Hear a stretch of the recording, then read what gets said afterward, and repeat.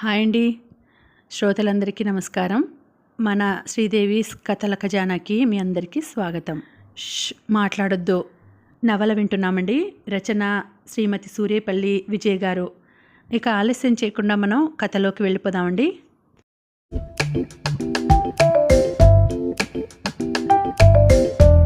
అసలు మిస్టరీ అంతా ఆ ఇంట్లోనే ఉంది. తను అటాక్ చేయాల్సింది కూడా ఆ ఇంటినే. తను అపూర్వ వెనకే వెళ్తాడో, ఈసారి తాడో పేడో తేల్చుకోవాలి. అతని కళ్ళ ముందు నలుగురు కుర్రాళ్ళు యాదగిరి కనిపిస్తున్నారు. బాధగా మెలికలు తిరిగిపోతోంది చాందిని. అర్ధరాత్రి 12 దాటింది. సాయంత్రం నుంచి ఆమె అలా నిస్సహాయంగా బెడ్ మీద ఉంది. జేమ్స్ డేవిడ్ సాయంత్రం నుంచి తన శారీరక కోరికలు తీర్చుకుంటూ ఆమెను టార్చర్ చేస్తున్నాడు. అతని రాక్షస రతి భరించలేకపోతోంది. పొత్తి కడుపు కింద విపరీతమైన నొప్పి. తనే మాత్రం బాధను వ్యక్తం చేసినా మరింత రెచ్చిపోతాడని తెలుసు. అప్పటికే ఒళ్ళంతా పచ్చి పుండులా తయారైంది. ఆమె శరీరం అంతా రక్కులమయం. అయినా అతని పైశాచిక చేష్టలను భరిస్తోంది. తనకు ఊహ తెలిసినప్పటి నుంచి అతని పైశాచిక ఆనందానికి తను బలి అవుతూనే ఉంది. అతనేది చెబితే అది చేయాలి. పొరపాటున ఆ పని చేయకపోతే నరకమే. అతను ఆమెను ఆక్రమించుకోవడానికి సిద్ధమవుతున్నాడు. ప్రాణం పోతే బావుండుననిపిస్తోంది. అయినా పళ్ళ బిగువున భరిస్తుంది. జేమ్స్ డేవిడ్ ఆమె పెదవిని మరొకసారి కొరికాడు. అమ్మా అంది అప్రయత్నంగా చాందిని. వెంటనే లేచాడు. భయంతో వణికిపోయింది చాందిని. టీపాయ్ మీద ఉన్న బ్రాందీని ఆమె పెదవుల మీదకి వంపాడు. మంట, ప్రాణం పోయే మంట. అయినా భరించింది. అతను ఆమె బాధను పట్టించుకోకుండా తన పని తాను చేసుకుంటూ ఆమె శరీరంతో వికృత కేళి మొదలెట్టాడు. డాక్టర్ గారు, నాకో సాయం చేస్తారా? అడిగాడు భార్గవ. చెప్పండి. ఇక్కడ ఉన్నది మనిద్దరమే, ఒకరికొకరు తోడు. ఒకవేళ నాకేదైనా అయితే నా భార్యకు నా డెడ్ బాడీని అందజేయండి. భర్త బ్రతికి ఉన్నాడో లేడో తెలియక అనుభవించే బాధ కన్నా చచ్చిపోయాడని తెలియడమే మేలు. కొన్నాళ్ళు ఏడ్చి మామూలవుతారు అన్నాడు భార్గవ. పార్థసారథి కళ్ళు తడి అయ్యాయి. డోంట్ వరీ భార్గవ్ గారు, మనం ఈ నరకంలో నుంచి బయటపడతాం. నాకు ఆ నమ్మకం ఉంది. నా కూతురు నా గురించి ఈ పాటికి స్టేట్స్ నుంచి వచ్చి ఉంటుంది. తనకు నేనంటే చచ్చే ప్రేమ. చివరి క్షణాల్లో తన ప్రేమను దూరం చేసుకున్నాను. ఓ స్త్రీ వ్యామోహంలో పడి బాధగా అన్నాడు పార్థసారథి. బాధపడకండి. ఒక్కోసారి మన ప్రమేయం లేకుండానే తప్పులు జరిగిపోతూ ఉంటాయి. తప్పులు చేయడం మానవ సహజం. కాకపోతే ఆ తప్పులు మనకు మంచి గుణపాఠం నేర్పుతాయి. ఆ తప్పుల నుంచి గుణపాఠం నేర్చుకుంటే మరోసారి ఆ తప్పు చెయ్యం. నిజమే, స్వగతంలో అనుకున్నాడు పార్థసారథి. ఇక్కడి నుంచి బయటపడే మార్గం లేదంటారా? భార్గవ అడిగాడు. ఎప్పుడు బయట నుంచి తలుపేసి వెళ్తున్నాడో, మనం తప్పించుకునే అవకాశం కూడా ఇవ్వడం లేదు. అవును, కనీసం కరెంటు కూడా లేదు అన్నాడు భార్గవ. అండర్ గ్రౌండ్ ఉంది. అక్కడ ఆపరేషన్ థియేటర్ ఉంది. బహుశా జనరేటర్ నుంచి అనుకుంటా. కరెంట్ ఎప్పుడూ ఆన్లోనే ఉంటుంది. నా కళ్ళకు గంతలు కట్టి మెట్లు దిగమన్నాడు పార్థసారథి చెప్పాడు. భార్గవకు భార్య గుర్తొస్తోంది. అపూర్వ బాత్రూంలో నుంచి బెడ్రూమ్లోనికి వచ్చింది. వార్డ్రోబ్లో నుంచి black jeans, red colour t-shirt తీసింది. బ్లాక్ జీన్స్ మీదకి రెడ్ కలర్ టీషర్ట్ టక్ చేసింది. వెంట్రుకలను అలాగే గాలికి వదిలేసింది. అద్దం ముందు నిలబడి 10 నిమిషాల్లో లైట్ మేకప్తో తయారైంది. డ్రెస్సింగ్ మిర్రర్ పక్కనే తండ్రి ఫోటో. ఆమె మనసు ఒక్క క్షణం ద్రవించిపోయింది. చిన్నప్పుడే అమ్మ చనిపోయినా తన కోసం పెళ్లి చేసుకోకుండా ఉన్న నాన్న, తనే ప్రపంచంగా బ్రతికి తనకిష్టమని తెలిసి తనని స్టేట్స్లో చదివించిన నాన్న, తనేది అడిగినా క్షణాల్లో అమర్చిపెట్టే నాన్న. ఆమె కళ్ళు అశ్రుపూరితాలయ్యాయి. కన్నీళ్లు తుడుచుకుంటూ లేచింది. తన తండ్రిని తను రక్షించుకోవాలి. రక్షించుకుంటుంది కూడా. అది తన బాధ్యత. అది తను తండ్రి కోసం నిర్వర్తించాల్సిన పని. తన కోసం ఎదురు చూడొద్దని, కంగారు పడొద్దని చెప్పింది. రివాల్వర్ని ఓసారి తడిమి చూసుకుంది. జీన్స్లో దాచింది ఆ రివాల్వర్. అవసరమైతే రివాల్వర్ని ఉపయోగించమని కృపాల్ చెప్పిన విషయం గుర్తొచ్చింది.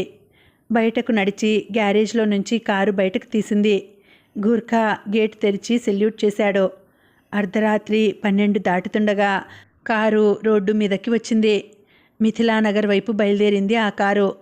సరాసరి ప్రమాదాన్ని వెతుక్కుంటూ వెళ్తోంది ఆమె. తలుపు తీసి ఇంట్లోకి అడుగుపెట్టాడు కృపాల్. ఇల్లంతా చీకటిగా ఉంది. మామూలుగా తను బెడ్ లైట్ వేసే వెళ్తాడు. కరెంటు లేదు కాబోలు అనుకున్నాడు. కానీ వెంటనే అతని దృష్టి ఎదురింటి వైపు మళ్ళింది. ఆ ఇంట్లో కరెంటు ఉంది, పక్కింట్లో కూడా ఉంది. అంటే అతని ఇంట్లోనే ఫ్యూజ్ పోయి ఉంటుందా? తను లైట్ ఆన్ చేయడం మర్చిపోయి ఉంటాడా?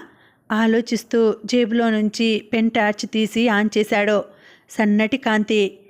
స్విచ్ వైపు చూసి స్థాను అయ్యాడు. పైన ఉన్న స్విచ్లు తొలగించి వైర్లు బయటకు వేలాడుతున్నాయి. అంటే కావాలనే ఎవరో ఆ పని చేసినట్టు స్పష్టంగా అర్థమవుతుంది. అగ్గిపెట్టె వెతికి క్యాండిల్ ముట్టించాడు. అన్ని స్విచ్లు తొలగి వైర్లు బయటకు వదిలేశారు. తను చీకట్లో స్విచ్ వేయడానికి చేయి పెడితే షాక్ కొట్టడం గ్యారెంటీ. కిటికీలో నుంచి గాలి వీచింది. క్యాండిల్ ఆరిపోయింది. అగ్గిపెట్టెలో పుల్లలు లేవు. కిచెన్లోకి వెళ్ళి మరో అగ్గిపెట్టె తెచ్చుకుందాం అనుకున్నాడు. కిచెన్ తలుపు మూసి ఉంది. తను ఓపెన్ చేసే ఉంచుతాడు. మెల్లగా తలుపు ఓపెన్ చేస్తుండగా అతని నాసికాపుటాలను తాకింది గ్యాస్ వాసన. గ్యాస్ లీక్ అవుతోంది. కాదు, ఎవరో గ్యాస్ లీక్ చేశారో, కావాలనే చేశారో. తను కంగారులో అగ్గిపుల్ల గీస్తే అలాగే చీకట్లో తడుముకుంటూ వెళ్ళి గ్యాస్ ఆఫ్ చేశాడు. కిటికీలు తెరిచాడు. డోర్స్ ఓపెన్ చేశాడు. అన్నీ క్లోజ్ చేసి వెళ్ళారు. ఇదంతా జేమ్స్ డేవిడ్ పని అని అర్థమైంది. సరిగ్గా అప్పుడే మోగింది phone. Hello my dear enemy. అటువైపు నుంచి జేమ్స్ డేవిడ్ గొంతు వినిపించింది. నీకు కౌంట్ డౌన్ మొదలైంది మిస్టర్ జేమ్స్ డేవిడ్. ఒక్క క్షణం అటువైపు నుంచి నిశ్శబ్దం. ఏంటి, నేను నీ పేరు ఎలా తెలుసుకున్నానా అని ఆశ్చర్యపోతున్నావా? నీ జాతకం కూడా తెలుసుకున్నాను. మరో 12 గంటల్లో నీ chapter close. Let's wait and see. అచ్చా, నువ్వు ముందా ఇంట్లో నుంచి బయటపడితే కదా. అయినా నువ్వు ఈ పాటికి షాక్ కొట్టో గ్యాస్ లీక్తోనో చావాలే. గట్టివాడివే. ఎనీహౌ ఇప్పటి వరకు తప్పించుకున్నందుకు కంగ్రాట్స్. ఇంకా నీకు ఆ ఛాన్స్ ఇవ్వను.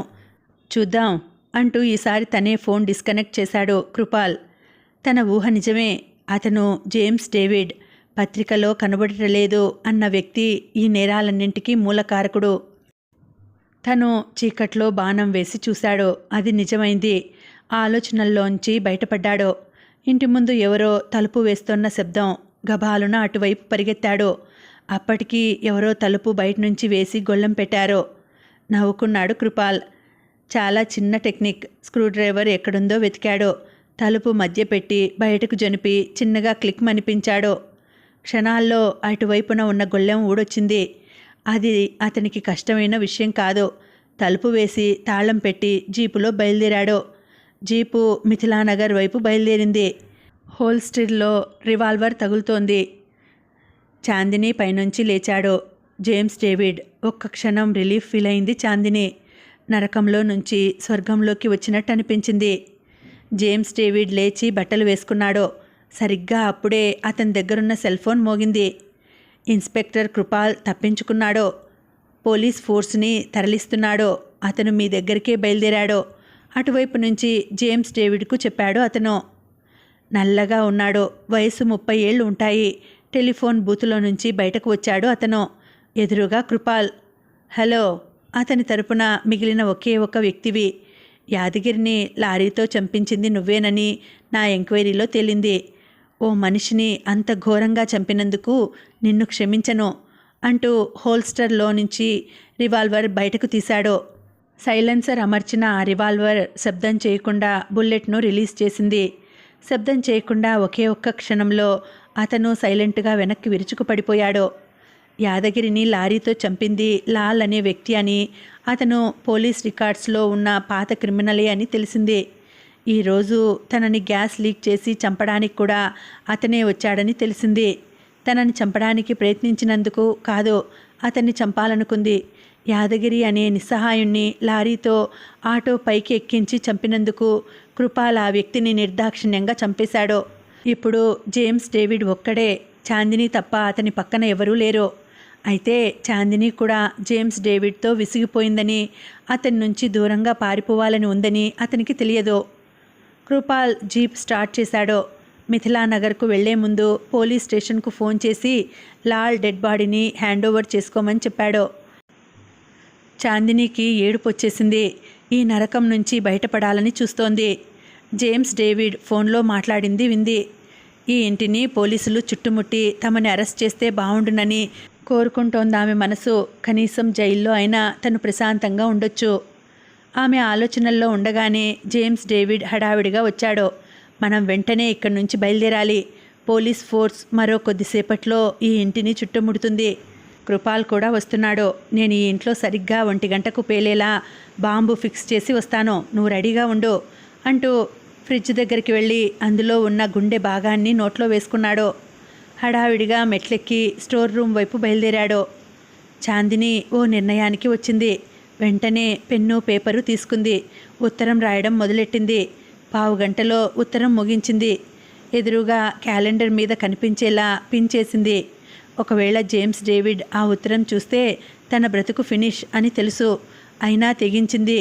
ఆ ఉత్తరం కృపాల్ని ఉద్దేశించి రాసింది. జేమ్స్ డేవిడ్ పార్థసారథి ఉన్న గదిలోకి వచ్చాడు. పార్థసారథి, భార్గవ తలలు పైకెత్తారు. హలో, మీతో చాలా పని ఉంది. కానీ ఏం చేద్దాం, టైం లేదు.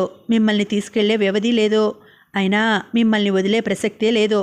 ఇదిగో టైం బాంబ్ సరిగ్గా 1 గంటకు పేలేలా పెడుతున్నాను. కృపాల్ ఈ ఇంటిని చుట్టుముట్టేలోగా ఈ బాంబు పేలిపోయి అందరూ చస్తారు. అన్నట్లు నీ కూతురు కూడా నన్ను వెతుక్కుంటూ వస్తోందట. అందరూ ఫినిష్. మీరు చచ్చే సమయంలో సిటీ దాటి వెళ్తాను నేను. మీరు అదృష్టవంతులు. కేవలం చంపేస్తున్నాను అంటూ బాంబును ఓ మూలకు ఫిక్స్ చేసి టైం అడ్జస్ట్ చేశాడు. అపూర్వ కారు ఇంటి నెంబర్ 16 ముందు ఆగింది. కారులో నుంచి దిగి గేటు దగ్గరికి వచ్చింది. గేటు తీసి తోసింది. రాలేదు. లోపల నుంచి తాళం వేసి ఉందని అర్థమైంది. గేటు పైకి ఎక్కి అటువైపు దూకింది. చిన్న శబ్దంతో బట్టలకు అంటిన దుమ్ము దులుపుకుంటూ ఆ చీకట్లోనే ముందుకు కదిలింది. తలుపు తెరిచే ఉంది. లోపలికి అడుగుపెట్టింది అపూర్వ.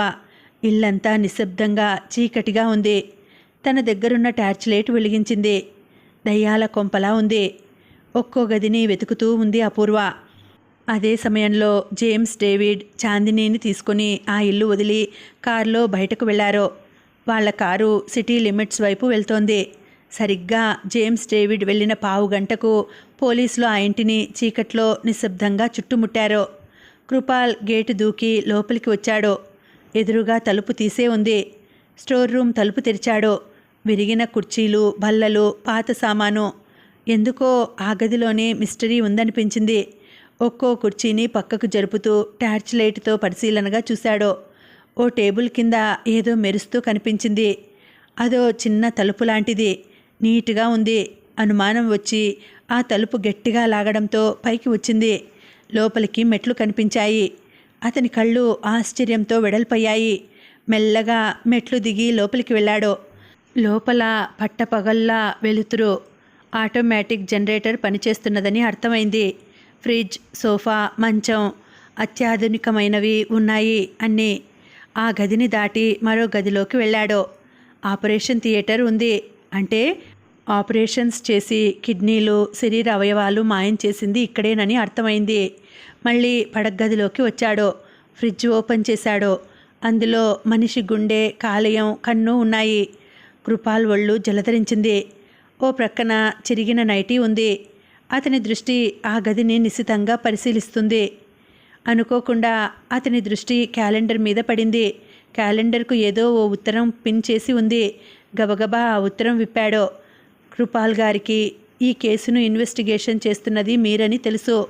నాకు జరుగుతోన్న ఈ నేరాలతో సంబంధం ఉంది. నాకు ఊహ తెలిసాక నేను ఉన్నది జేమ్స్ డేవిడ్ సంరక్షణలో. అతను మానసిక ఉన్మాది. ఎప్పుడు ఎలా ప్రవర్తిస్తాడో అతనికే తెలియదు. కూతురి వయసున్న నన్ను పెంచి పెద్ద చేసి సెక్స్ డాల్గా మార్చాడు. అతడేం చేయమంటే అది చేయాలి. నాకు మనసు లేదు, కోరిక లేదు, కనీసం మానవత్వం కూడా లేదు. కాదు ఉండడానికి వీల్లేదు. నాకు మరో ప్రపంచం తెలియదు. అతను చెప్పినట్టల్లా చేయడమే నాకు తెలిసింది.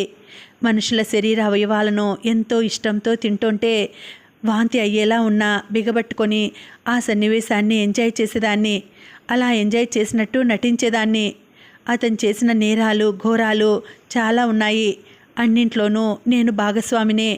ఎవరినీ అతడు మాట్లాడనివ్వడు. అతను విచిత్రమైన నేరస్తుడు. తనకు తానే కనబడటలేదు అని ప్రకటన ఇచ్చుకునేవాడు. తననెవరైనా గుర్తుపడితే ఇక్కడికి తీసుకువచ్చి అతన్ని చంపి ప్రీతిగా తినేవాడు. అలాంటి వ్యక్తితో గడిపి గడిపి చావాలనిపించేది. కానీ అతను చావనిచ్చేవాడు కాదు. ఆ ప్రయత్నం చేశానని తెలిస్తే ఆ శిక్ష ఇంకా భయంకరంగా ఉంటుంది. ఈ ఇంట్లో బాంబు పెట్టాడో సరిగ్గా 1 గంటకు పేలుతుంది. మరో విషయం, నేను నాతో పాటు బాంబు తీసుకెళ్తున్నాను. దాని రిమోటు ఫ్రిడ్జ్ మీద పెట్టాను. సరిగ్గా 1:30 మేము సిటీ లిమిట్స్ దాటుతాం. నిర్మానుష్యమైన ఆ ప్రాంతానికి చేరుకోగానే మీరు రిమోట్ నొక్కండి. అతనితో పాటు నేను చస్తాం. నేను చేసిన తప్పులకు నాకు కూడా శిక్ష పడాలి. జేమ్స్ డేవిడ్ లాంటి నేరస్తుడు బ్రతికి ఉండకూడదు. అతని మరణం నేరస్తులకు ఓ గుణపాఠం కావాలి. ఈ రిమోట్ 10 కిలోమీటర్ల వరకు పనిచేస్తుంది. చాందిని. ఉత్తరం చదవడం పూర్తి కాగానే అనుకోకుండా అతని మనసు చాందిని పట్ల జాలితో నిండిపోయింది. పరిస్థితులు మనుషులను నేరస్తులుగా తయారు చేస్తాయి. చాందిని కథ అతన్ని కదిలించింది. కర్తవ్యం గుర్తొచ్చి టైం చూసుకున్నాడు. 12:50. ఆ ఇంట్లో బాంబు ఉందన్న విషయం గుర్తొచ్చింది. వెంటనే మెట్లెక్కి పైకి వచ్చాడు. సరిగ్గా అప్పుడే పక్క గదిలో నుంచి మాటలు వినిపించాయి. గది తలుపు తెరిచింది అపూర్వ. ఎదురుగా తండ్రి. Daddy, baby. పార్థసారథి శక్తినంతా కూడా తీసుకొని లేచాడు. భార్గవలో కొత్త ఉత్సాహం. సరిగ్గా అప్పుడే ఆ గదిలోకి వచ్చాడు కృపాల్. కృపాల్ గారు, డాడీ అంటూ ఆనందంగా పార్థసారథి వైపు చూపించింది. హలో అంటూ పలకరించి భార్గవ వైపు చూశాడు. సార్, నేను భార్గవను. అప్పుడు కలిగింది సంతోషం కృపాల్కు. ప్రణవి గుర్తొచ్చింది. ఆమె మొహంలో భర్తను చూడగానే కనిపించే ఆనందం ఊహల్లోకి వచ్చింది. పార్థసారథి వెంటనే వాస్తవంలోకి వచ్చి, ఈ గదిలో బాంబు ఉంది. ముందు మీరు బయటకు వెళ్ళండి, నేను వెతుకుతాను అన్నాడు. మీరు వెళ్ళండి, నేను నేరస్తుణ్ణి. నా తప్పుకు ప్రక్షాళన జరగాల్సిందే. ఈ ప్రయత్నంలో బాంబు పేలినా నేను చచ్చినా సరే అంటూ బాంబు వెతకసాగాడు. కృపాల్ అపూర్వ వైపు తిరిగి, అపూర్వ, మీరు భార్గవ్ని మీ నాన్నగారిని తీసుకొని వెళ్ళండి. నేను బాంబు వెతికి పేలకుండా డిస్పోజ్ చేసి వస్తాను అన్నాడు. అపూర్వ భార్గవను తండ్రిని తీసుకుని బయటకు నడిచింది. కృపాల్ టార్చ్ లైట్ సాయంతో బాంబు కోసం వెతుకుతున్నాడు. అందరూ గేటు దగ్గరకు వచ్చారు. రాయితో తాళం పగలగొట్టింది అపూర్వ. టైం 12:55 అయింది. అపూర్వ ఆందోళనగా చూసింది లోపల ఉన్న కృపాల్ వైపు. కృపాల్ రావడం లేదు. ఒక్కసారిగా పార్థసారథి లోపలికి పరిగెత్తాడు. అపూర్వ తండ్రిని పిలవబోయింది. అప్పటికే పార్థసారథి బాంబు ఉన్న గదిలోకి వెళ్ళాడు. కృపాల్ పార్థసారథి వైపు ఆందోళనగా చూశాడు. ప్లీజ్ కృపాల్ గారు, మీరు వెళ్ళండి. డాక్టర్గా నా వృత్తికి కళంకం తెచ్చాను. తండ్రిగా నా చిట్టి తల్లిని నిర్లక్ష్యం చేశాను. నాకు శిక్ష పడాల్సిందే. మీలాంటి సిన్సియర్ పోలీస్ ఆఫీసర్ చావకూడదు అంటూ కృపాల్ని నెట్టేశాడు. 12:59. ప్లీజ్ వెళ్ళిపోండి అంటూ కృపాల్ని బయటకు నెట్టి తలుపు వేశాడు. కృపాల్కు లాభం లేదని అర్థమైంది. బయటకు పరిగెత్తాడు. 1 గంట. పెద్ద శబ్దంతో ఇంటి నెంబర్ 16 పేలిపోయింది. పెద్ద మిస్టరీని తనలో దాచుకున్న ఇంటి నెంబర్ 16 పేలిపోయింది, విధ్వంసమైంది. అందులో పార్థసారథి శవం కూడా ఉంది. తండ్రి శవం వద్ద కూర్చొని ఏడుస్తోంది అపూర్వ. కృపాల్కు ఆమెనెలా ఓదార్చాలో అర్థం కాలేదు. ఏ తండ్రి కోసం స్టేట్స్ నుంచి వచ్చి ఇంత సాహసం చేసిందో ఆ తండ్రే లేడని తెలిసినప్పుడు ఆమె బాధ సహజమే. టైం చూసుకున్నాడు. 1:25. అతని పిడికిట్లో రిమోట్ ఉంది. ఇంత దారుణానికి కారణమైన జేమ్స్ డేవిడ్ బ్రతకూడదు. కానీ అనవసరంగా చాందినీని చంపివేయాల్సి వస్తుందన్న బాధ. అలా అని వదిలేస్తే జేమ్స్ డేవిడ్ లాంటి వాళ్ళని పట్టుకోవడం కష్టం. పట్టుకున్న సాక్ష్యాలు, ఆధారాలు అంటూ కాలయాపన. అతని తప్పులకు మరణశిక్ష విధించాల్సిందే. రిమోట్ మీద చేతివేళ్లు బిగుసుకున్నాయి.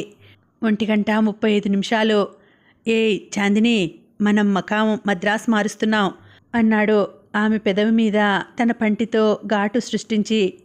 అమ్మా అంది బాధగా చాందిని. బాధ అంటూ మరోసారి గట్టిగా కొరకబోయాడు. చాందిని ఖాండ్రించి అతని మీద ఉమ్మింది. జేమ్స్ డేవిడ్ కోపంగా చాందిని వైపు చూశాడు. చాందిని ఎప్పటిలా భయపడలేదు. భయపడే అవకాశమూ లేదు. ఎందుకంటే సరిగ్గా అదే క్షణంలో చాందిని బ్యాగులో ఉన్న బాంబు పేలింది. పెద్ద శబ్దంతో ఆ నిర్జన ప్రదేశంలో కారు బ్రద్దలైంది. జేమ్స్ డేవిడ్ శరీరం తునాతునకలై రోడ్ల మీద చెల్లాచెదురైంది. చాందిని మృతదేహం మరో పక్కన పడి ఉంది. పార్థసారథి హాస్పిటల్ ప్రారంభోత్సవం కృపాల్ చేతుల మీద జరిగింది. స్టేట్స్ నుండి ఇండియా వచ్చేసింది అపూర్వ. తండ్రి జ్ఞాపకార్థం పార్థసారథి మెమోరియల్ హాస్పిటల్ ప్రారంభించింది. భార్గవ, ప్రణవి ఆ ప్రారంభోత్సవానికి హాజరయ్యారు. అందరూ అపూర్వ ఇంట్లో లంచ్ చేశారు. ప్రణవి, భార్గవ కృపాల్కు చేతులు జోడించి నమస్కారం చేశారు. వాళ్ళని సాగనంపి కృపాల్ బయలుదేరుతుంటే కృపాల్ చెయ్యి పట్టుకుంది అపూర్వ. ఆమె వైపు ఆశ్చర్యంగా చూశాడు. ప్రేమంటే కథ మొదలైనప్పుడు మొదలై ముగిసేలోగా పెళ్లి చేసుకోవడం కాదని నా అభిప్రాయం. దయచేసి నా చేతిని వదలొద్దు. అంతకు మించి మాట్లాడలేదు అపూర్వ. ఆ చేతిని ఆప్యాయంగా నొక్కి వదిలాడు కృపాల్. ఇక్కడికి ఇది అయిపోయిందండి. ఈ కథ నేపథ్యం నిజంగా జరిగిన కథ. దాని గురించి తెలుసుకుందాం. ఈ సంఘటన యూరప్లో జరిగింది. 40 సంవత్సరాల క్రితం జరిగిన సంఘటన. డగ్లాస్ అనే వ్యాపారి ఓ ఖాళీ స్థలాన్ని కొని ఆ స్థలంలో చెక్కలతో ఓ ఇల్లు నిర్మించుకున్నాడు. అతను చేసే వ్యాపారం ఏమిటో ఎవరికీ తెలియదు. పొద్దున్నే వెళ్ళిపోయేవాడు. ఈ అర్ధరాత్రికో ఇంటికి తిరిగి వచ్చేవాడు. అతను వెళ్ళడం కానీ రావడం కానీ చూసిన వాళ్ళు అరుదు. ఆ ఇంట్లో నుంచి అప్పుడప్పుడు రాత్రిళ్ళు కేకలు వినిపించేవి. ఆ చుట్టుప్రక్కల వాళ్ళల్లో కాస్త ధైర్యస్తులు ఎవరూ లేకపోవడం వల్ల భయంతో బిగుసుకుపోయేవారు. ఒకరోజు ఆ ఇంటి ఎదురుగా నివసించే మోనియార్ అనే 14 ఏళ్ల పిల్లాడు నిద్ర పట్టక బయటకు వచ్చాడు. అదే సమయంలో డగ్లాస్ నల్ల కారులో తన ఇంటికి వచ్చి కారు డిక్కీలో నుంచి ఒక వ్యక్తిని భుజం మీద వేసుకుని ఇంట్లోకి వెళ్ళిపోయాడు. డిక్కీలో ఉన్న వ్యక్తి ప్రాణాలతో లేడనే అనుమానం కలిగింది. మోనియర్ ఆ విషయం తన తల్లిదండ్రులను లేపి చెప్పినా వాళ్ళు నమ్మలేదు. మోనియర్లో క్యూరియాసిటీ పెరిగింది. ఒకరోజు రాత్రి ఎవరూ చూడకుండా ఆ చెక్క ఇంట్లోకి ప్రవేశించాడు. ఆ ఇంట్లో అతనికి విభ్రాంతికరమైన దృశ్యాలు కనిపించాయి. ఆ చెక్క ఇంట్లో అండర్ గ్రౌండ్లో ఆపరేషన్ థియేటర్ కనిపించింది. మనుషుల శవాలు కొక్క్యాలకు వేలాడుతూ కనిపించాయి. భయంతో స్పృహ కోల్పోయినంత పనైంది. అయినా ధైర్యం కోల్పోక ఆ విషయాన్ని తల్లిదండ్రులకు చెప్పాడు. ఇలాంటి గొడవలు మనకెందుకు అని మందలించినా వినకుండా తనే స్వయంగా పోలీసులకు ఈ విషయం తెలియజేశాడు. పోలీసులు ఆ చెక్క ఇంటి మీద రైడింగ్ చేశారు. చిత్రంగా ఆ ఇంట్లో ఏ సాక్ష్యమూ లేదు. అదో పిల్ల చేష్టగా కొట్టిపారేశారు. ఇది జరిగిన కొన్ని రోజుల తర్వాత మోనియర్ అదృశ్యమయ్యాడు.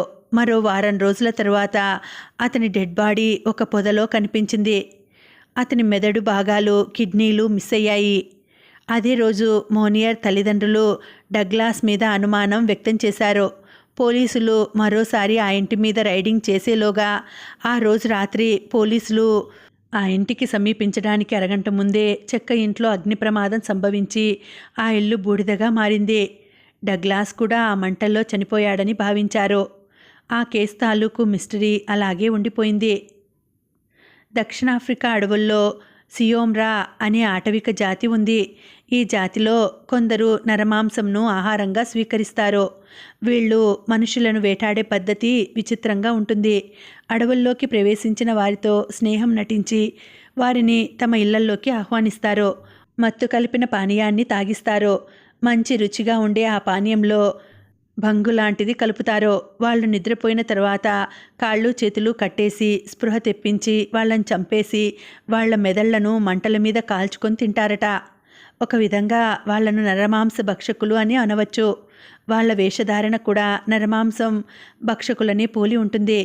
దాదాపు 6.5 నుంచి 7 అడుగుల వరకు ఉండే ఆ జాతి మనుషుల మాంసం దొరకనప్పుడు పులులను వేటాడి ఆ మాంసం తింటారట. మనుషుల మాంసం వింత వింత శక్తులను కలిగిస్తుందని వాళ్ళ మూఢ విశ్వాసమట. కేట్ విన్స్లెట్ పేరు గుర్తుందా? పోనీ టైటానిక్ హీరోయిన్ పేరు గుర్తుందా? ఆవిడ పేరే ఈ కేట్ విన్స్లెట్. ఇంగ్లాండ్లోని డింటాజిల్ ప్రాంతంలో ఓ ఇల్లు కొనేసింది. ఇల్లు కొన్న తర్వాత ఆ ఇంట్లో కొన్ని సంఘటనలు జరిగాయట. ఆ ఇంట్లో ఒక ప్రేతాత్మ సంచరిస్తోందన్న పొగ వార్తాపత్రికలను చుట్టుముట్టింది. ఆ ఇంట్లో ఓ ప్రేతాత్మ సంచరిస్తోందని ది డైలా టెలిగ్రాఫ్ పత్రిక పేర్కొందట. అయితే ఆ ఆత్మ ఎవరికీ కీడు చేయడం లేదని, అందరితోనూ బాగానే ఉంటుందని చుట్టుపక్కల వాళ్ళ కథనం. ఆ ఇంటి సమీపంలో ఉన్న కామెలాట్ హోటల్లో 70 సంవత్సరాల క్రితం ఒక వ్యక్తి ఉద్యోగం చేసేవాడని, అతనిదే ఆ ఇల్లు అని టెలిగ్రాఫ్ పత్రిక కథనం. ఇదంతా కేట్ విన్స్లెట్ మాత్రం తేలిగ్గా కొట్టిపారేస్తుంది. తన ఇంటికి మార్పులు చేర్పులు చేసే ప్రయత్నంలో ఉంది. అక్టోబర్ 2002. ఒక్కసారి అమెరికా రాజధాని వాషింగ్టన్లో గగ్గోలు. 25% వ్యాపార లావాదేవీలు పడిపోయాయి. పిల్లలు రోడ్డు మీదకి రావడానికి భయపడుతున్నారు. తమ పిల్లలను బయటకు పంపించాలంటే పేరెంట్స్కు కూడా భయంగానే ఉంది. బార్లో కూర్చుని బయటకు రాగానే ఏ క్షణం తమ మీద అటాక్ జరుగుతుందోనన్న భయం. కారు అద్దాలు ఏ క్షణంలో బద్దలైపోతాయోనని కార్లలో ప్రయాణించడానికి జంకుతున్నారు. షాపింగ్ కాంప్లెక్స్లు, రైల్వే స్టేషన్లు ఒక్కటేమిటి, ఎక్కడ చూసినా భయానక వాతావరణమే. ఈ భయోత్పాతానికి కారణం ఓ ఆగంతకుడు. బహిరంగ ప్రదేశాల్లో విచక్షణారహితంగా కాల్పులు జరపడమే. 11 మందిపై ఆ ఆగంతకుడు కాల్పులు జరిపితే 9 మంది ప్రాణాలు కోల్పోయారు. భారత్కు చెందిన ప్రేమ్ కుమార్ వాలేకర్ కూడా ఈ ఆగంతకుడి దౌష్ట్యానికి బలైపోయారు. అమెరికా నిఘా సంస్థ FBAకి చెందిన మహిళా ఉద్యోగి కూడా ఆగంతకుడి దౌర్జన్యానికి బలై అసువులు బాసింది. అతడు ఉన్మాది అని, ఉగ్రవాది అని, ప్రొఫెషనల్ కిల్లర్ అని రకరకాల వ్యాఖ్యానాలు ఊపిరి పోసుకున్నాయి. వాషింగ్టన్ని వణికించిన ఈ ఉదంతం అమెరికాను అతలాకుతలం చేసింది. ఈ పరిస్థితి అక్కడ రెడ్ అలర్ట్ ప్రకటించే వరకు వచ్చింది. చివరికి అక్కడ హంతకుడున్నాడు, జాగ్రత్త అనే పోస్టర్లు కూడా దర్శనమిచ్చాయి. దాదాపు 20 ఏళ్ల క్రితం బొంబాయిలో జరిగిన సంఘటన. అప్పటికింకా ముంబై కాలేదు. ఓ స్లమ్ ఏరియా. ఆ ఏరియాలో ఓ పాడుబడిన ఇల్లు. ఆ ఇంట్లో దయ్యాలు తిరుగుతున్నాయని వదిలేశారు. ఆ ఇంటి ఓనర్ ఓ రోడ్డు ప్రమాదంలో చనిపోయాడు. సరిగ్గా ఆ ఇంట్లోకి గృహప్రవేశం చేసిన రోజున ఆ ఇంటి యజమాని భార్యకు మతిస్థిమితం తప్పింది. ఆ కుటుంబం ఒక యాక్సిడెంట్లో ప్రాణాలు కోల్పోయారు. అప్పటినుంచి ఆ ఇల్లు ఖాళీగా ఉంది. ఆ ఇంటిని పట్టించుకునే నాథుడు లేక, ఆలనా పాలనా లేకుండా ఉండటం వల్ల పిచ్చి మొక్కలు పెరిగి పాడుపడిపోయింది. రాత్రుల్లో ఆ ఇంటి నుంచి వింత వింత శబ్దాలు వస్తున్నాయని ఇరుగు పొరుగు భయపడి అటువైపు చూడటమే మానేశారు. సరిగ్గా అప్పుడే ఆ పాడుబడిన ఇంట్లోకి ఒక ఆగంతకుడు ప్రవేశించాడు. చింపిరి జుట్టు, చిరుగుల కోటు, చూడడానికే భయంకరంగా ఉన్న ఆ ఆగంతకుడిని చూసి ఆ ఏరియా మనుషులు భయపడిపోయారు. ఆ ఆగంతకుడు ఉదయం అంతా ఎక్కడికో వెళ్ళి అర్ధరాత్రి ఆ ఇంట్లో పడుకునేందుకు మాత్రం వచ్చేవాడు. రాత్రంతా ఆ పాడుబడిన ఇంట్లో దీపం వెలుతురు ఉండేది. సరిగ్గా సంవత్సరం తర్వాత ఆ ఆగంతకుడు ఒకరోజు రాత్రి ఆ పాడుబడిన ఇంట్లోకి వెళ్ళి పడుకున్నాడు. 4-5 రోజుల తర్వాత ఆ ఇంట్లో నుంచి దుర్వాసన రావడం మొదలైంది. ధైర్యం చేసి కొందరు యువకులు ఆ ఇంట్లోకి ప్రవేశించి చూస్తే ఆ ఆగంతకుడు చనిపోయి ఉన్నాడు. అతని పక్కనే ఉన్న గోనె సంచిలో మనుషుల మెదళ్ళు ఉన్నాయి. ఆ కేసు మిస్టరీ అలాగే ఉండిపోయింది. డెన్మార్క్లో పీటర్సన్ది చిత్రమైన మనస్తత్వం. అతను ఎవరితోనూ కలిసేవాడు కాదు. ఎవరైనా పలకరింపుగా నవ్వించే వాళ్ల వంక సీరియస్గా చూసేవాడు. అతని మనస్తత్వం ఎవరికీ అర్థమయ్యేది కాదు. అతని కుటుంబ సభ్యులు అతన్ని దాదాపు వెలివేసినంత పని చేశారు. సైకియాట్రిస్టులకు కూడా అంతు చిక్కని అతని ప్రవర్తనతో విసిగిపోయి సిటీ చివర ఉన్న ఓ గెస్ట్ హౌస్లో అతన్ని ఉంచేశారు. పీటర్సన్ గెస్ట్ హౌస్లోనే రోజంతా గడిపేవాడు. ఎవరైనా పలకరించడానికి వెళ్ళినా తలుపు తీసేవాడు కాదు. ఇదిలా ఉండగా గెస్ట్ హౌస్కు సమీపంలో ఉండే శ్మశానంలో నుంచి శవాలు మాయమవుతూ వచ్చాయి. పాతిపెట్టబడిన శవాలు కనిపించక వారి తాలూకు బంధువులు ఆందోళన వ్యక్తం చేశారు. సమాధి తవ్వినట్టు కనిపించడంతో వారికి ఏం చేయాలో తోచని స్థితి ఏర్పడింది. వెంటనే పోలీసులకు ఫిర్యాదు చేశారు. పోలీస్ జాగిలాలో పీటర్సన్ గెస్ట్ హౌస్ దగ్గరికి వచ్చి ఆగిపోయాయి. పోలీసులు తలుపులు బాదినా లోపల ఉన్న పీటర్సన్ తలుపులు తెరవలేదు. బలవంతంగా తలుపులు కొట్టి లోపలికి వెళ్ళి అక్కడి దృశ్యం చూసి షాక్ అయ్యారు. ఎంతో అనుభవం, ఎంతో విచిత్రమైన కేసులు చూసిన పోలీసులే భయంతో వణికిపోయారు. పీటర్సన్ శవాల మాంసం తింటున్నాడు. అతని పిచ్చి చేష్టలు, ఆ వాలకం చూసిన ఒక పోలీసు స్పృహ తప్పి పడిపోయాడు. పీటర్సన్ని పోలీసులు అరెస్ట్ చేశారు. అదే రోజు రాత్రి సెల్లో తన గొంతు తనే నులుముకొని ఆత్మహత్య చేసుకున్నాడు. ఆ కేసు మిస్టరీ మాత్రం అలాగే ఉండిపోయింది. ఫ్లోరిడాలో కెథలీనాకు బోల్డన్ని ఆస్తులున్నాయి. ఏరి కోరి మైకేల్ని పెళ్లి చేసుకుంది. కొన్నేళ్ల వరకు వాళ్ల కాపురం సజావుగానే సాగింది. ఆ తర్వాత ఏమైందో ఏమో వాళ్ళిద్దరి మధ్య అన్యోన్యత కొరవడింది. ఇద్దరూ బద్ధ శత్రువులయ్యారు. మైకేల్ అప్పటినుంచి కెథలీనాకు దూరంగా ఉండడం మొదలుపెట్టాడు. ఎప్పుడూ కెథలీనాతో కలిసి క్లబ్బులకు డిస్కోలకు వెళ్లే మైకేల్ ఒక్కడే వెళ్లడం మొదలుపెట్టాడు. కొంతకాలం తర్వాత గర్ల్ ఫ్రెండ్ని వెంటబెట్టుకుని వెళ్లడం ప్రారంభించాడు. కెథలీనాకు ఈ విషయం తెలిసి భర్తకు చెప్పి చూసింది. అయినా అతనిలో ఎటువంటి మార్పు రాలేదు. వార్నింగ్ ఇచ్చినా లాభం లేకపోయింది. లాయర్ని సంప్రదిస్తే విడాకులే శరణ్యమని తేల్చి చెప్పాడు. అతనికి విడాకులిచ్చి వదిలించుకోవడం కెథలీనాకు ససేమిరా ఇష్టం లేదు. సీరియస్గా ఆలోచించి ఒక నిర్ణయానికి వచ్చింది. ఆ తరువాత తన నిర్ణయాన్ని అమల్లో పెట్టింది.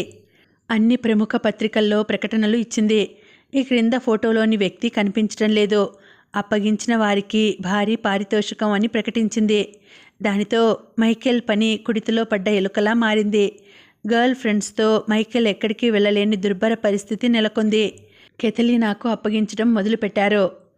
ఎన్నిసార్లు కెథలీనా నుంచి తప్పించుకున్నా అదే పరిస్థితి మళ్లీ నెలకొనడం మొదలైంది. చివరికి మైకేల్కు విసుగొచ్చి తన భార్యతో కాంప్రమైజ్ అయిపోయాడు. బ్యాంకాక్లో జరిగిన గ్రేట్ రాబరీ. ఓ బ్యాంకులో క్యాషియర్ జాబ్ డేవిడ్ది. అతనికి డబ్బు మీద విపరీతమైన ఆశ. ఎప్పుడూ బ్యాంకుకు ఖరీదైన కస్టమర్స్ వస్తూ ఉండేవారు. అలాంటి వారిని తన పరిచయాలతో ఆకట్టుకోవాలని విపరీతమైన ప్రయత్నాలు చేసేవాడు. అతనికి పెళ్ళయింది. తనకు పెళ్లి కాలేదని చెప్పి 2 అమ్మాయిలను ట్రాప్ చేసి విడివిడిగా కాపురాలు కూడా పెట్టాడు. అంతటి ఘనుడతను. రోజూ లక్షల కొద్దీ డబ్బు తన కళ్ళ ముందే కనిపిస్తూ ఉండటం అతని ఆశకు మరింత ఆజ్యం పోసింది. ఎలాగైనా బ్యాంకులోని డబ్బును తన స్వంతం చేసుకుంటే బావుండునని ఆలోచన వచ్చింది. అతనికి ఓ అమ్మాయి పరిచయమైంది. ఆమె మాటకారితనం, చలాకీతనం ఇట్టే ఆకర్షించింది. ఆమెతో ప్రేమ నటించి మెల్లగా తన వైపుకు తిప్పుకొని తన ప్లాన్ చెప్పాడు. బ్యాంకు డబ్బును దోచుకొని హాయిగా ఏ స్విట్జర్లాండో వెళ్ళి స్థిరపడాలన్నది వాళ్ళ ప్లాన్. బ్యాంకులో డబ్బు గురించి, సేఫ్ లాకర్ల గురించి పూర్తి సమాచారం తెలిసిన డేవిడ్ పకడ్బందీగా ప్లాన్ చేశాడు. ఆ రోజు మెయిన్ బ్రాంచ్కి డబ్బు తీసుకువెళ్ళాలి. ఆ రోజు ఎక్కువ మంది గార్డులు డబ్బు తీసుకువెళ్లే వ్యాన్లో లేరు. ప్లాన్ ప్రకారం సిటీ అవుట్స్కట్స్ దాటాక ఒక గ్యాంగ్ వాళ్లను అటకాయించింది. మారణాయుధాలతో విచక్షణారహితంగా కాల్పులు జరిపింది. ఆ కాల్పుల్లో డేవిడ్, అతని గర్ల్ ఫ్రెండ్ మాత్రమే బతికిపోయారు. అది వాళ్ల ప్లాన్లో భాగమే. డబ్బును వ్యాన్లో నుంచి మరో కారులోకి మార్చాక డేవిడ్ వెళ్ళి కారులో కూర్చోబోయాడు. అప్పటికే ఆ గర్ల్ ఫ్రెండ్ హ్యాండ్ బ్యాగ్లో నుంచి రివాల్వర్ తీసి డేవిడ్కు గురిపెట్టింది. అతను షాక్లో నుంచి తేరుకునేలోగా అతని మీద 2 రౌండ్లు కాల్పులు జరిపింది. డేవిడ్ క్రింద పడిపోయాడు. అతను చచ్చాడనుకొని కారులో ఉడాయించింది. కొన ఊపిరితో ఉన్న డేవిడ్ చివరి క్షణంలో అప్రూవర్గా మారి తమ పథకం మొత్తం పోలీసుల ముందు చెప్పేశాడు. సరిగ్గా దొంగతనం జరిగిన 6 గంటల్లో డేవిడ్ గర్ల్ ఫ్రెండ్ పట్టుబడింది. జాకబ్ను ఓ మామూలు వ్యక్తి అనే అనుకున్నారు చుట్టుపక్కల వాళ్ళు. రోజు ఉదయం బయటకు వెళ్ళేవాడు. ఒక్కోసారి చుట్టుపక్కల వాళ్లకు కేక్స్, శాండ్విచ్ బహుమతిగా ఇచ్చేవాడు. చిన్నపిల్లలకు చాక్లెట్లు పంచేవాడు. తన పని తప్ప ఇతరుల విషయంలో జోక్యం చేసుకోని జాకబ్ అంటే అందరికీ అభిమానమే. మేరీ క్యూర్ అనే అమ్మాయికి మాత్రం అతని కదలికల మీద అనుమానం ఉండేది. ఎదురు ఫ్లాట్లో ఉండే మేరీ క్యూర్ ఓ యాడ్ కంపెనీలో ఎగ్జిక్యూటివ్. చిన్నప్పటి నుంచి డిటెక్టివ్ అవ్వాలనే ఆశ ఆ అమ్మాయిది. ఓ 15 రోజుల పాటు జాకబ్ను నీడలా అనుసరించింది. ఆమెకు అనేక ఆసక్తికరమైన విషయాలు తెలిసాయి. ఓ రోజు జాకబ్ ఇంటికి వెళ్ళింది. డూప్లికేట్ కీ సాయంతో ఆ ఇంటి స్టోర్ రూమ్లో కూర్చొని ఉన్నాడు. ఆ స్టోర్ రూమ్లో కొన్ని డెడ్ బాడీలు ఉన్నాయి. బ్యాడ్ స్మెల్ రాకుండా కొన్ని ద్రావకాలు చల్లుతున్నాడు. రోజు ఉదయమే వెళ్ళినట్లు వెళ్ళి వెనుక డోర్ గుండా వచ్చి తన పని తాను చేసుకుపోతున్నాడు. డెడ్ బాడీలను అమ్ముతుంటాడు కూడా. తనను గమనించిన మేరీ క్యూర్ని చంపబోయాడు. అదృష్టవశాత్తు తప్పించుకుంది. పోలీసులు ఆ ఇంటి మీద దాడి చేయగానే సూసైడ్ చేసుకున్నాడు జాకబ్. అతను మానసిక రోగి అని విచారణలో తేలింది. Rakesh Mohra brilliant student. తన పని తను చేసుకునే మెంటాలిటీ అతనిది. ఎవరితోనూ కలిసేవాడు కాదు. అనుకోకుండా ఓ అమ్మాయితో పరిచయం అయింది. మొదటిసారి ఆ అమ్మాయి అతనికి డ్రగ్స్ రుచి చూపించింది. అయిష్టంగా డ్రగ్ తీసుకున్న రాకేష్ మొహ్రా ఆ తర్వాత అవి లేకుండా బ్రతకలేని స్థితికి వచ్చాడు. అప్పటి వరకు చదువులో ఎంతో బ్రిలియంట్గా ఉంటూ వచ్చిన రాకేష్ మొహ్రా చదువు విషయంలో వెనుకబడిపోయాడు. మార్కుల్లో అందరికన్నా చివరకు వచ్చాడు. అతని స్నేహితులు కూడా రాకేష్లో వచ్చిన మార్పుకు ఆశ్చర్యపోయారు. బ్రైట్గా మంచి ఫిజిక్తో ఉండే రాకేష్ రోజురోజుకు శుష్కించిపోసాగాడు. కళ్ళ కింద నల్లటి చారికలు, మొహంలో అలసట. డ్రగ్స్ పడ్డప్పుడు హుషారుగా ఉండేవాడు. డ్రగ్స్ కోసం తన వాచి, ఉంగరం, మెడలోని చైన్ అమ్మేశాడు. చివరికి చిన్న చిన్న నేరాలు చేయడం మొదలుపెట్టాడు. చివరికి అతను ఎంతగా దిగజారిపోయాడంటే చిన్నపిల్లల్ని కిడ్నాప్ చేసే దుస్థితికి చేరిపోయాడు. ఓ కాన్వెంట్ పిల్లాడిని కిడ్నాప్ చేశాడు. ₹1,00,000 డిమాండ్ చేశాడు. డబ్బు ఇవ్వకపోతే చంపేస్తానని బెదిరించి అన్నంత పని చేశాడు. ఆ తర్వాత ఆ కిడ్నాప్ చేసి చంపేసింది తన సోదరుడి కొడుకునేనని తెలిసింది. వేగంగా వచ్చే రైలుకు ఎదురు వెళ్ళి ఆత్మహత్య చేసుకున్నాడు. రాకేష్ లాంటి వాళ్ళను సంఘ విద్రోహక శక్తులుగా మార్చే ముఠాలు ఢిల్లీ, ముంబై లాంటి నగరాల్లో విస్తరించి ఉన్నాయి. ఓ మనిషి చేసే నేరం వెనుక రకరకాల కారణాలు ఉంటాయని అంటున్నారు సైకాలజిస్టులు. వ్యక్తిగతమైన ద్వేషం, పరిస్థితుల ప్రభావం, మత్తుమందులకు బానిసలవ్వడం, ఇవన్నీ కాక కొందరిలో అబ్నార్మల్ మెంటాలిటీ ఉంటుంది. వాళ్ళు ఎందుకు, ఎప్పుడు, ఎలా ప్రవర్తిస్తారో కూడా తెలుసుకోవడం చాలా కష్టమైన విషయం. పేరెంట్స్ ఎప్పుడూ కీచులాడుకుంటూ ఉండడం, తండ్రి మరొక స్త్రీతో సంబంధం పెట్టుకుని కన్న తల్లిని తన ముందే హింసించడం, చిన్నతనంలో పసి మనసులపై తీవ్రమైన ప్రభావాన్ని చూపించి అతని మెదడును పొల్యూట్ చేస్తుంది. అనాథలుగా పెరిగి రోడ్లపై బ్రతికే పిల్లలు చెడు సావాసాలు చేసి ఆకలి కోసం చిన్న చిన్న నేరాలు చేసే వాళ్లలో ఆ నేర ప్రవృత్తి పెరిగి పెద్దయ్యే ప్రమాదం ఉంది. మత్తు పదార్థాలకు అలవాటు పడిన వాళ్ళు ఆ ప్రభావంలో నుంచి బయటపడడం అంత తేలిక కాదు. డ్రగ్స్ కోసం వాళ్ళు ఏ నేరం చేయడానికైనా వెనుకాడరు. ఢిల్లీ, ముంబై లాంటి నగరాల్లో ఇలాంటి ప్రమాదం ఎక్కువగా ఉంటుంది.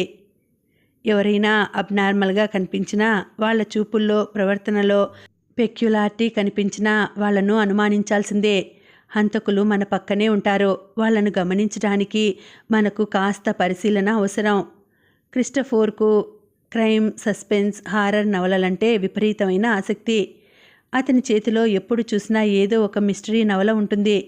న్యూస్ పేపర్స్లో క్రైమ్ కాలమ్స్ రెగ్యులర్గా చదువుతూ ఉంటాడు. ఓ రోజు ఆ ఇంట్లో డబ్బు మాయమైంది. క్రిస్టోఫర్ పేరెంట్స్ ఇల్లంతా వెతికినా డబ్బు కనిపించలేదు. క్రిస్టోఫర్ తన క్రైమ్ నవలల తెలివితేటలను ప్రయోగించి సర్వెంట్స్ని ఇంట్రాగేట్ చేశాడు. ఆ డబ్బు ఎవరు దొంగిలించారో తెలియడం కష్టమైంది. క్రిస్టోఫర్ ఓ రాత్రి సర్వెంట్స్ క్వార్టర్స్కు వెళ్ళి పరిశోధన మొదలుపెట్టాడు. ఎడ్వార్డ్ అనే సర్వెంట్ ఆ డబ్బు దొంగిలించినట్టు అర్థమైంది. క్రిస్టోఫర్ ఎడ్వార్డ్ని ఓ గదిలో బంధించి సీలింగ్ ఫ్యాన్కు తలకిందులుగా వేలాడదీసి నిజం ఒప్పుకొమ్మని బెదిరించాడు. ఎడ్వార్డ్ నిజం ఒప్పుకున్నాడు. అతన్ని పోలీసులకు పట్టిస్తానని క్రిస్టోఫర్ పేరెంట్స్ అంటే క్రిస్టోఫర్ మొదటి తప్పుగా భావించి వదిలేయమని చెప్పాడు. ఆ తర్వాత వారం రోజులకు ఎడ్వార్డ్ ఆ ఇంట్లో పని మానేసి వెళ్ళిపోయాడు. అతని విషయం ఆ ఇంట్లో అందరూ మర్చిపోయారు. ఇది జరిగిన 15 రోజులకు క్రిస్టోఫర్ని ఎవరో కిడ్నాప్ చేశారు. కిడ్నాప్ చేసిన 24 గంటలకు క్రిస్టోఫర్ డెడ్ బాడీని ఇంటికి పంపించారు. ఎడ్వార్డ్ మాత్రం పోలీసులకు దొరకలేదు. హారర్ నవలలో గబ్బిలాల ప్రస్తావన తప్పనిసరిగా ఉంటుంది. వాటి వాసన అదో రకంగా ఉంటుంది. వ్యాంపైర్ బెట్ అనే గబ్బిలాలు మనుషుల రక్తాన్ని కూడా తాగుతాయట. ఏ భాగంలో రక్తాన్ని పీల్చాలో ఆ భాగాన్ని గబ్బిలం నాకుతుంది. అలా నాకడం వల్ల ఆ భాగం మొద్దుబారిపోతుంది.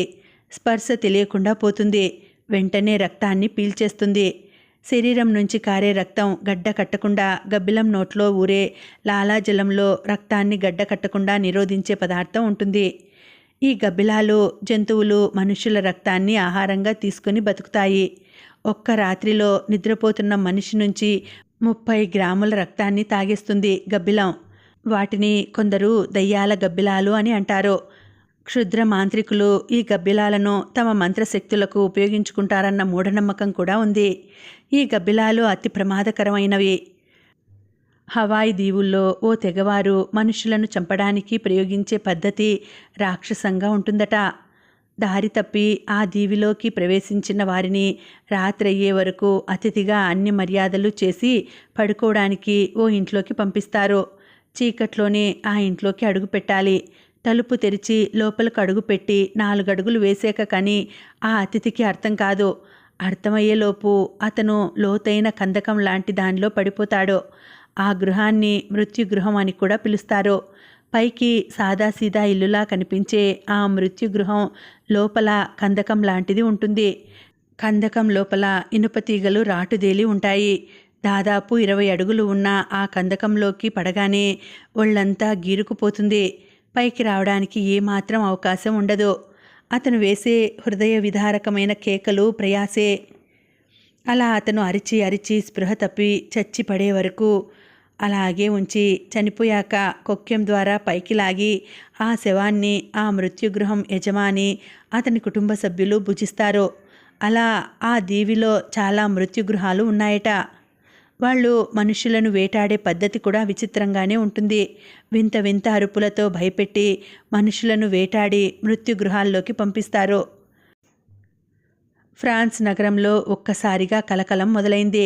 ఉదయమే ఆఫీసుకు బయలుదేరిన 40 ఏళ్ల వ్యక్తిని గుర్తు తెలియని ఆగంతకుడు తీవ్రంగా గాయపరిచాడు. వెంటనే అతన్ని హాస్పిటల్ తీసుకువెళ్లారు. డాక్టర్లు అతనికి ట్రీట్మెంట్ చేశారు. ఇది జరిగిన 48 గంటల్లో తీవ్రంగా గాయపడ్డ వ్యక్తికి ట్రీట్మెంట్ చేసిన డాక్టర్లలో ఓ డాక్టర్ యాక్సిడెంట్లో కాలు విరగ్గొట్టుకున్నాడు. మరో డాక్టర్కు బెదిరింపు ఫోన్ వచ్చింది. ఇంకో డాక్టర్ ఆత్మహత్య చేసుకున్నాడు.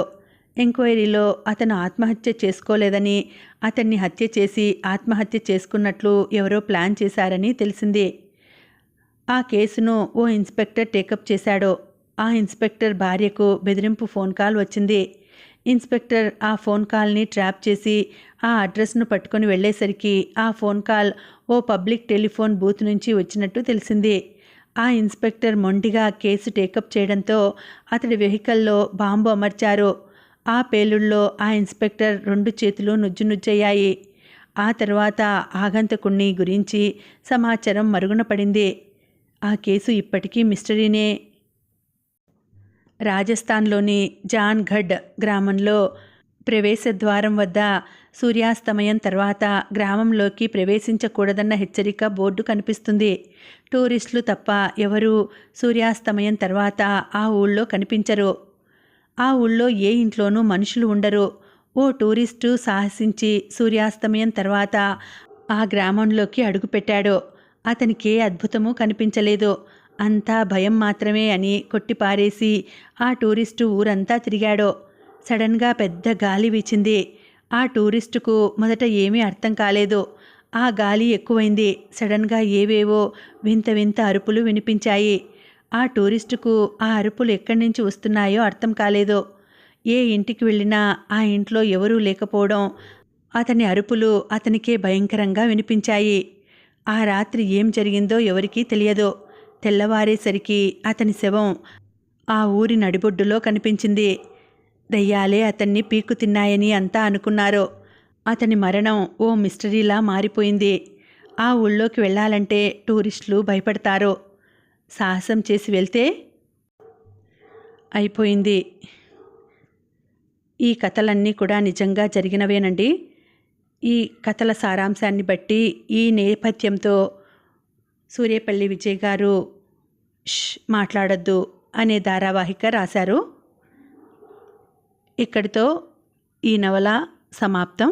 మళ్ళీ వచ్చే వీడియోలో మరొక మంచి నవలతో కలుసుకుంటాను. అంతవరకు సెలవు. నమస్తే.